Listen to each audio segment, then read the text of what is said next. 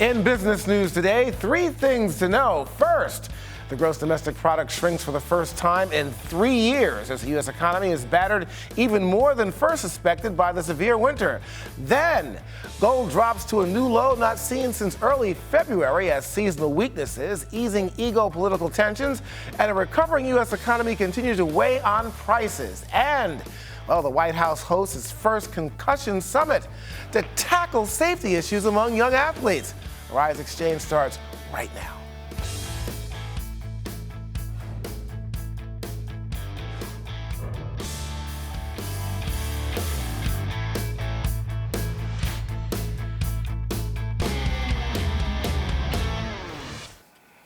Hello, I'm Julian Phillips in for Andrew Schmertz. Three important economic reports out today, starting with the gross domestic product.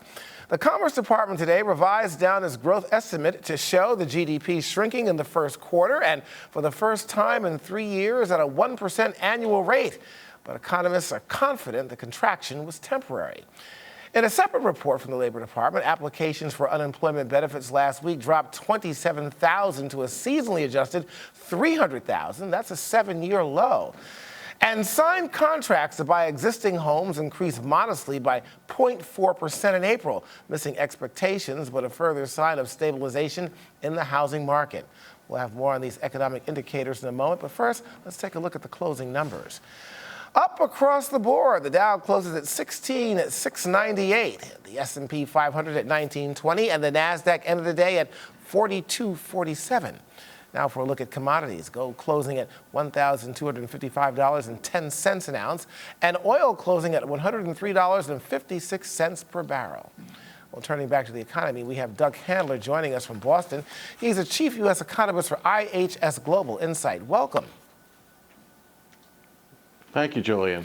Tell us about these numbers here. Were you surprised about the GDP? Not at all.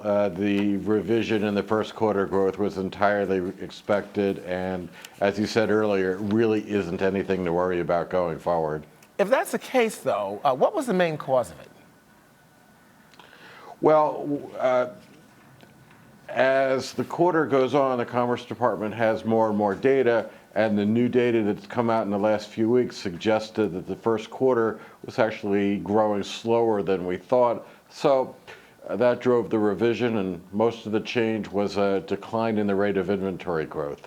With these numbers in mind, though, Doug, what do you expect? How do you expect the growth for the economy during the rest of this year? Well, actually, the revision came in exactly the right place.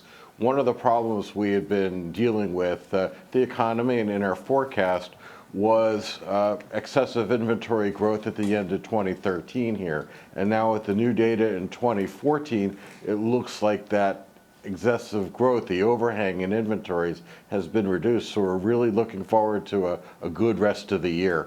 Doug, here's a good thing here, I think. The weekly jobless claims rate went down. I guess some would suspect that that's a good news. Perhaps a lot of people are not looking for jobs. I guess my question to you is, the labor market is improving, but how do you jive this whole thing here while employment is getting stronger and the general economy seems like it's getting a little bit weaker? Right. The mismatch is really important here, that you had essentially a contracting economy in the first 3 months of the year, but job growth was good, hours worked was very strong, and unemployment claims are down as well, and tend to really go with the labor market kind of data, as that really reflects what's happening in the economy as of now. We can easily dismiss, I think, what happened with the GDP statistics as an aberration, a statistical measurement kind of issue here, and really claim that second quarter data is going to look better, and really rely on the labor force data as a better indication of trend growth. Doug, you know, of course, this is May, June. Of course, a lot of college people are graduating now. We're putting thousands of people out there, hundreds of thousands, if not looking for jobs in the workforce. What do you think about the jobs market? How do you think it will hold up, especially for people now, young folks who are looking for jobs? I think the market is really good for new prospects in the labor market here, but the key thing is they have to have a very specific set of skills that companies want here.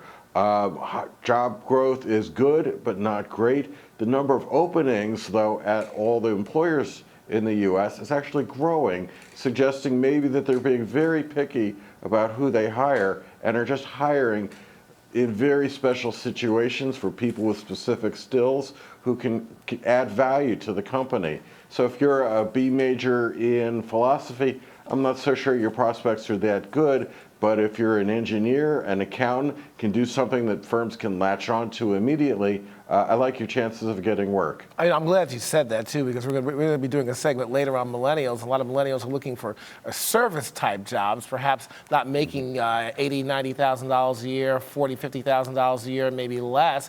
But you're saying those kind of jobs perhaps are hard to find. It really depends on the skill set. The top elements of the graduating class with the real specific skills that map into a company's structure, the world is their oyster for those graduates here. For those, though, without the skills, who've just taken courses where they learned to read and write in college and really didn't pick up the work skills, it is going to be difficult. Sure, we got less than a minute left here. I guess I'm going to talk to those kids not to take philosophy majors. What's your overall take, though, Doug, on the economy? I guess you would say that it's going to keep going up. It looks good. There's a bright future. It is. It is. One of the big issues with the economy seems to be removed with the new data that came out today as well. So we're looking at quite a solid bounce back in the second quarter, maybe growth of about 3.5%, and expect really continued solid growth for the rest of the year, too, as other sectors pick up. Consumers are still spending, businesses are investing, the housing recovery is going to be adding to growth as well. We're pretty optimistic about the rest of the year. All right, Doug Handler, Chief U.S. Economist, IHS Global Insight. Thank you so much, sir. Thank you. Coming up, we'll take a look at what's keeping gold prices at their lowest level in months. You are watching Arisexchange.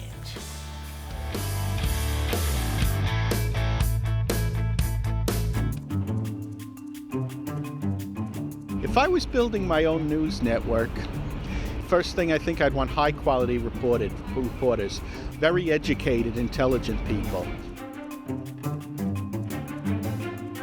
Hello, I'm Francesca Maxime. I'm Julian Phillips. I'm Wendy Gillette. I'm Sophia Songhai. I'm Gary Anthony Ramsey. Thank you for joining us here in New York City. I would like to see more people of color represented in high positions in media. We've got world-class journalists, veteran journalists who have been in this industry for decades, not just in front of the camera, but behind the scenes as well. People need to understand the problems that are going on in the community are much closer than we actually think they are. Phillips is one of the shoppers who is suing Barney's, and she is here with her attorney. What is it that you want from them? Not to judge every African-American person that comes in your store.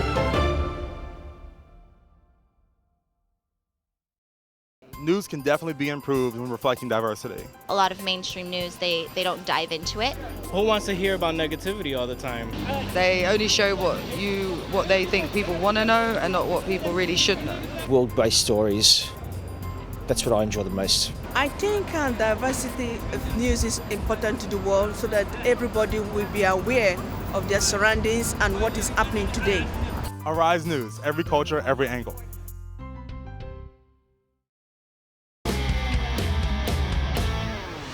Welcome back to the Exchange. Gold prices are at their lowest level since early February. Prices are down because of regular seasonal trends combined with geopolitical unrest in Europe and the recovering U.S. economy. The drop is still not enough to draw back investors, though. Well, senior gold and mining specialist Alan Mandel from RF Lafferty is here to tell us more. Alan, welcome to the Exchange. Thank you. Thank you for having me, Julian. Goldfinger, he's the man. Well, you're the man, actually, this time. Look, we're talking about back in 2011. Gold was up like $1,900 an ounce, but back in January of this year, down to its lowest level, $1,200. What's going on here? There's some liquidation because people are missing out on the stock market rally. They're seeing the S&P make new highs, and they're liquidating some because they think they're going to miss the rally that's going to be even stronger. The other thing is there has been some liquidation by funds, also for the same reason that they think they're missing out on the gold. The ETF, the GLD fund that can invest directly in gold bullion, the inventory has been dropping, and you have some lessening of geoeconomic pressures around the world, a lessening of tensions. This is going to come to an end. Gold is going to be up, and if you don't invest during a bear market, you're a victim. Well, I'm surprised by you saying lessening of geopolitical tensions around the world with the stuff that's going on in Ukraine, South Sudan. We can rattle off a litany of places where there's blood running in the streets. I don't understand this. It's not as bad as it could be. The Ukrainian situation could have been a lot worse. It could have spread to other countries. There could have been U.S. involvement. It's contained. Syria right now, even though it's deplorable, it's horrible, it's contained. It may change. The U.S. is it seems going to be supporting the rebels with armaments. That'll ramp up Russia's involvement because they want to maintain ports in Syria and support Assad, so that could change. It could change at any moment, and that keeps gold traders nimble. You want to be in. Okay, gold traders. What about investors? Who's selling off gold at this point? What countries are selling off gold, if any? Yes, there may be some liquidation from Ukraine because they do need energy from Russia. They do need to pay their bills. But even more importantly, if I could say, is the coming back of inflation. Inflation is rearing its head once again. Everything is more expensive, from healthcare to chickens. In fact, I like to cook, and I buy these chicken wings that for the longest time were $2.99 a pound. I went to the market the other day, they're $3.99, 30% markup in one day. There's no shortage of chickens, there was no labor shortage. You see what I mean? The prices are going. Healthcare, education, gas prices, these are all going to conspire to push gold prices higher, but you also have a rising stock market that competes with gold for investment, but you should have some money in gold on the table. But this is why I love you, Mr. Goldfinger. You're telling me right now, though, this might be a great time to invest in gold if you want to get it, since the numbers are low, right? The numbers are low. It's approaching the cost of production, and silver is maybe even a better buy at $19 an ounce, which is at the cost of production. Mines would be closing up, and there would be a supply shortage if prices went any lower. And gold at $12.54 an ounce, you're getting it at a discount. I want real money. I want to be able to accumulate things at 30, 40 cents in the dollar when things really get bad. And there's no sign of real improvement. This is a temporary lull. I tell you what, I'm going to go out and I'm going to melt some of my gold watches, my silver. I'm going to go out there and have a good time. What do you think that we got less than a minute left, Alan, but in terms of where we are right now, how do you see gold rising in terms of prices? Can you predict maybe where it might be at the end of the year? Yeah, but the end of the year is really tough. We're going to hover around $13.50. We are going to go up from here. The summertime is a little bit of a lull, but the dollar wars, the crises in currencies usually take place in the fall, but the price itself will attract investors. The low price brings investors out of the wall. Everyone likes a bargain, and gold traders know that there's a history of rising and new all-time highs historically, and we're going to break that $1,900 barrier, that $2,000 barrier in time. Sounds good. Alan Goldfinger Mandel, thank you so much, sir. You're welcome. All right, time now for our business ticker stories making news around the world. 3 former Soviet states have come together and formed what they call the Eurasian Economic Union. Vladimir Putin met with the leaders of Kazakhstan and Belarus to formally sign a treaty that will bring down trade barriers for over 170 million citizens when it goes into effect in 2015. The new regulations will allow citizens of the 3 countries to work in any of the member states without special work permits. The recalls keep coming, folks. This time it's Ford, announcing 4 recalls of nearly 1.4 million vehicles in North America. The recall includes Ford Escapes and Mercury Mariners from the 2008 to 2011, and Ford Explorers between 2011 and 2013 for a potential steering issue. Well, the other recalls involve the Taurus sedan, Ford Fusion, Mercury Milan, Lincoln Zephyr, and MKZ, and address corrosion. Well, what about all their cars? Okay? Corrosion issues, faulty floor mats, and steering sensors. Ford did not disclose whether any accidents or deaths are related to the defects. Let's hope not. Bids for the 2022 Winter Olympics are getting hard to come by. The field of potential host cities is shrinking due to concerns over the cost of the games. Several cities from Davos to Stockholm have withdrawn previous offers to host the games or had the proposals voted down by their citizens. Well, the IOC will announce the final list of host countries in July, but analysts expect they may only have two options: Beijing, which hosted the Summer Olympics in 2008, or Almaty in Kazakhstan. Well, Google released its first diversity report, and it's not looking so diverse. The report showed that 70% of the staff is male and 61% are white. The company's leadership is even less diverse. 79% of them are males and 72% are white. Oh, Google says it has some ground to cover before its staff is as diverse as it would like. Well, it looks like people around the world need to lay off the desserts. The most comprehensive study of global obesity to date says that 2.1 billion people are overweight, almost 30% of the human population. Well, that number has ballooned from just 857 million in 1980.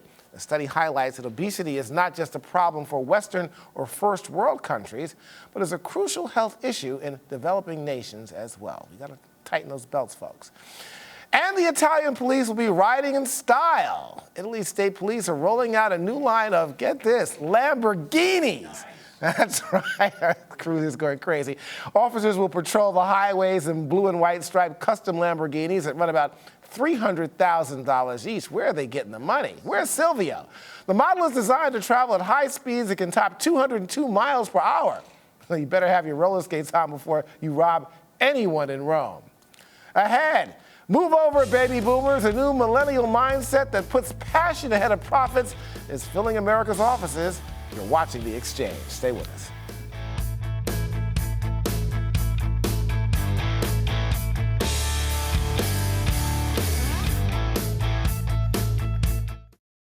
If I was building my own network, it would be for the people, by the people. It would be very diverse. It would be with every culture you can think of. If I was to start my own news network, it would reflect positive and negative within the continents and the countries around the world. I think that I would be more looking towards young people. If I were to build my own news network, it would look like New York City. Old, young, fresh, hip, classic.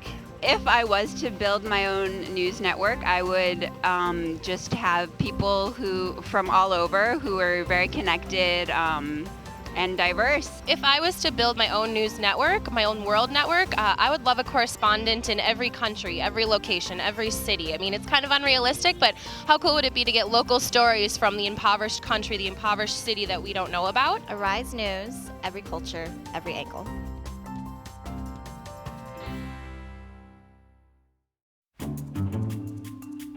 Looking at mainstream news stations where only you have a very small minority of people of color being newscasters and actually having prominent roles in the media. In a newsroom in the United States, maybe 10% of decision makers come from communities of diversity. That's not right. Well, diversity is important because the more complete the news is, the more accurate a picture you're getting of the world, and the more you can form an accurate opinion of things. The vision here is not just to tell the main stories of the day, but to tell the news that other organizations don't tell, and tell it in a way that people like me, people that look like me, that look like you, are interested in. Arise News. Arise News. Arise News. Arise News. Arise News, every culture, every angle.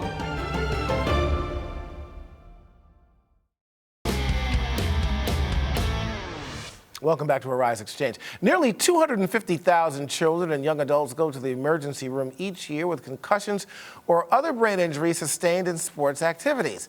So today, President Barack Obama hosted the very first White House Concussion Summit to call attention to the issue. Representatives of professional sports leagues, coaches, parents, young athletes, and others who have studied the problem. Well, former NFL player Lamar Campbell knows all too well about the risk. He's also a current member of the NFL Players Association and joins us from Atlanta to tell us more. Welcome. Welcome. Thanks for having me. You know, a number of things apparently, from what we understand, were discussed at this summit. And a lot of it had to do with putting a lot of money into research. Yes. The question I have to, Lamar, which I'm a little bit concerned about here, I think that we kind of know the effects of this. Why put more money into research as to putting more money into perhaps protective equipment or rules and regulations that could change the amount of injuries that young people may suffer? I think that's a great question. That's something that these conferences actually bring to light. But to answer your question, the painful thing is that we don't actually know exactly all the causes of these concussions and how they affect our youth. Now, mind you, youth is really the main issue that President Obama tried to direct today. And as you know, as a former NFL player, I have known players that committed suicide, whether it be Dave Dorson or Junior Seau or Andre Waters per se. I've known these gentlemen personally. So for us, it's a very invested process for us. But the research has to be there. I mean, and I think more than anything, it trickles down. The NFL always said that it's a league that trickles down what we do. Well, the fact that this message is coming from the White House is kind of a unified front. I think we need to see that continue to progress. Yeah, we're talking about, I think, the NFL leading the forefront in terms of this, in terms of putting in a lot of money, the NAACP, the NCAA, the Defense Department also is involved with this. Right. Are you satisfied that enough people are taking the lead to make sure that you have a two-pronged approach here? You're talking about research as well as development of products that will help stem some of the injuries that many athletes face, whether they're young or professional. You know, I will honestly say that I am just now, over the last couple of months, actually pleased with the process. Understand this was brought to Congress in early 2007, brought again in 2011. As far as the NFL is concerned, as far as concussions and things that might happen after you sustain those injuries. But now that the White House, we have a unified front, we have over $100 million going into the research. I am somewhat satisfied, but what I do hope is that it's just not a fad, that we continue this research, because, you know, ironically, when you look at the numbers, you know, football may be at the forefront because it is the king of sports here in the States, but little girls and little soccer players, female soccer players, are actually the most highly affected when it comes to concussions, as well as competitive cheerleading. So when you do the research, I'm sorry, it really encompasses all sports and all activities. And I think that type of lift from the White House is what is necessary right now. Well, Lamar, I'm glad that you said that, because not enough has been said about sports outside of football. That's been the main focus of a lot of the media here. But you did mention something very, very important, soccer.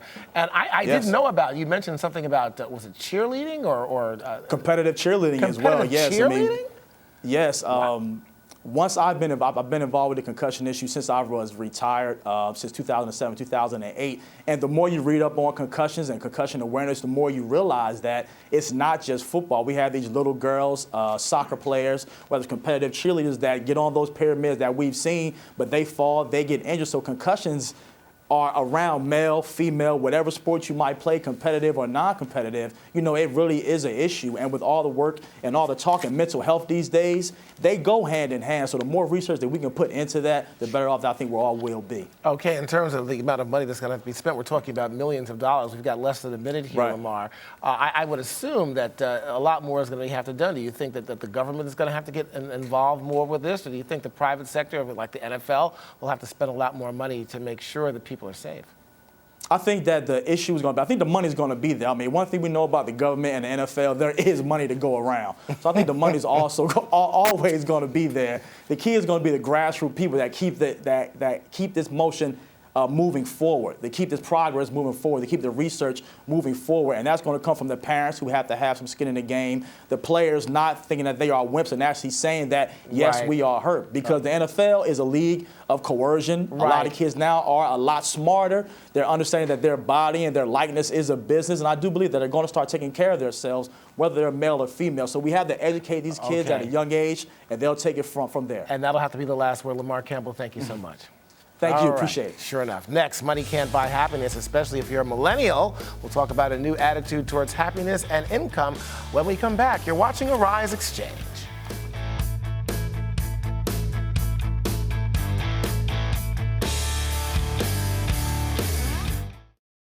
If I was building my own news network, I think I'd want broad, in-depth knowledge of important issues throughout the world. I would want to recruit a fairly diverse staff that had different life experiences before they came to news. We want to see how we can help ourselves and help benefit other people, and not just see what's up with the celebrities and where they're going and traveling and buying this and buying that. If I were to build my own news network, it would certainly have to reflect a diversity of culture, because that's the global situation, that's the global reality. I would probably bring a lot of personal stories, really personal stories from the leaders of all countries.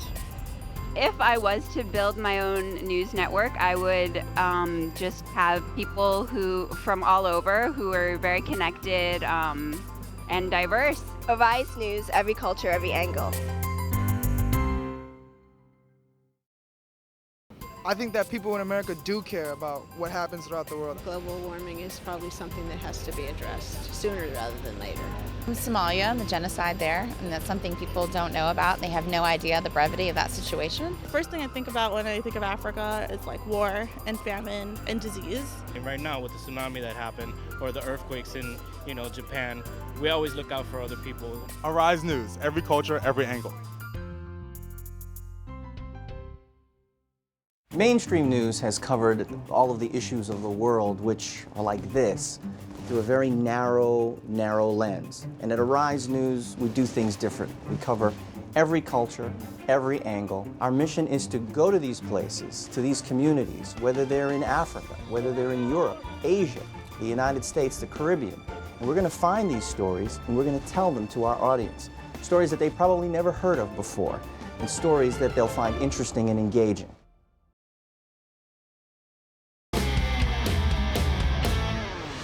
Well, it comes around. A new generation with a different set of priorities are filling America's workplace. A survey from the intelligence group found that 64% of millennials would rather make $40,000 a year at a job they enjoyed than $100,000 doing work they found boring. Well, it seems like enjoying work may come at a higher price for millennials, but is it worth it? Well, for more on millennials in the workplace and their impact on corporate America is Bernard Bonner, CEO of Business Development International. Welcome.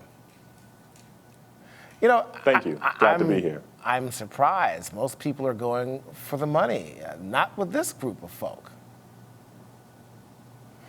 Well, it's simple. The simplicity of it is that with this generation, these kids were raised in awareness. They have internet. When they came up, they were part of the Reagan generation of don't do drugs. So they have a social conscious, social awareness, and they're interested in creating positive change about the world. I find this to be quite amazing, since you find so many of these millennials will rather look at a smartphone than they would like to look across the desk at another person. So being socially conscious is quite startling as far as I'm concerned, being a baby boomer. Yeah, because it's real simple. These kids are interested, I say kids or children, younger generation, because they're just interested in creating positive change for the world via a more productive business, social changes, political change, any type of change necessary in order to create a better survival future for themselves. That's what they're interested in. This is an economic show, and Bernard, I got to ask you in terms of where are these jobs going to be. We were talking about this earlier, that people who are looking for jobs in philosophy or might want to go into the Peace Corps, these jobs are not going to be around. The big jobs are high-tech jobs. So what are these kids going to do? Are we going to have to wind up supporting them for jobs they can't find? Well, the thing that's interesting is that that's just their viewpoint. We all understand that we have to have money in order to survive. But the thing is that this new millenniums are not necessarily motivated by money. Mm-hmm. Okay, they're highly educated, and they're interested in social programs to create change for America and for the world. But they're also interested in making money too. I got to tell you, Bernard, that the Tea Party is probably shaking in their boots right now. I would agree with that statement. What do you see in terms of where we're going as a country? We have less than a minute here, so we can't take a whole lot of time on this, and where we're going as a country with the kind of kids that are going to be our leaders in the future. That's a really, really good question. So here's the thing that I will share with you from my viewpoint as a experienced business analysts in terms of where we need to go. We got 20 seconds, Bernard. We have to get back to production. Okay. We have to get back to production as a company. We have to get back into manufacturing, producing our own goods and services. China, you see, is the leader in doing that, and jobs are going to China and Mexico, and the U.S. has to become the industry leader again. Okay, well, I'll tell you what.